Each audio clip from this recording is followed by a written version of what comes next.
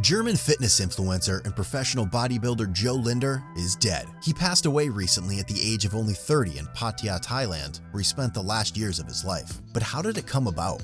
What is known so far?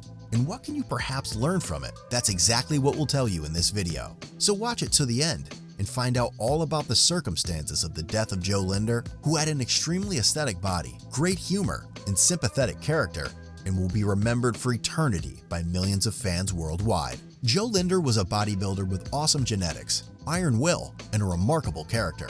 He was certainly one of the most aesthetic fitness influencers and bodybuilders in the world. And it was also especially impressive that he had very little body fat year-round and was enormously shredded as a result. He had plans to become an IFBB pro and nearly did so at the 2022 Thailand Pro Qualifier, winning his class and finishing second overall. Considering how strong his form has been lately, he would have certainly been able to achieve that in the future. But it will never come to that, because Jo Lindner recently died out of nowhere from an aneurysm while cuddling with his girlfriend Nika.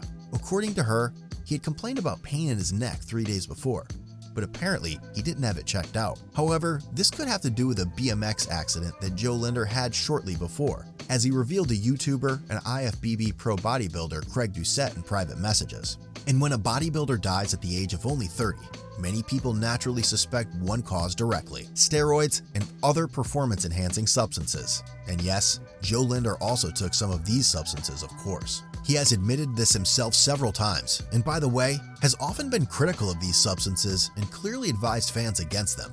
Jo Lindner stated that especially in his youth, he abused steroids, which is why he has since been on testosterone replacement therapy permanently, because his body simply needed it. By the way, Craig Doucette, who coached Jo Lindner for his last competitions, revealed on YouTube that Jo Lindner had impressive genetics and therefore took very low doses performance-enhancing substances and still managed to build such an amazing body. So he doesn't think that steroids are responsible for his death. But Craig Doucette also revealed shortly after Jo Lindner's death that it was very difficult for Jo to stay so shredded throughout the year, and that one of the things he did to achieve this was to drink up to 4 liters of coffee a day and not eat very much. And stimulants like caffeine, of course, can have cardiovascular effects, especially in those crazy amounts. Additionally, Jo Lindner also said sometime before his death that he had been convinced by friends to have 4 COVID vaccinations, which is why some fans think that this might have something to do with Jo Lindner's death. In the end, however, all this is just conjecture, and it could be either one of these things,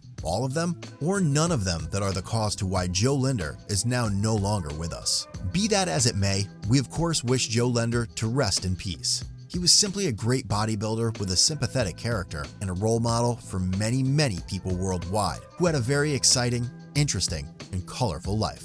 That much is 100% certain.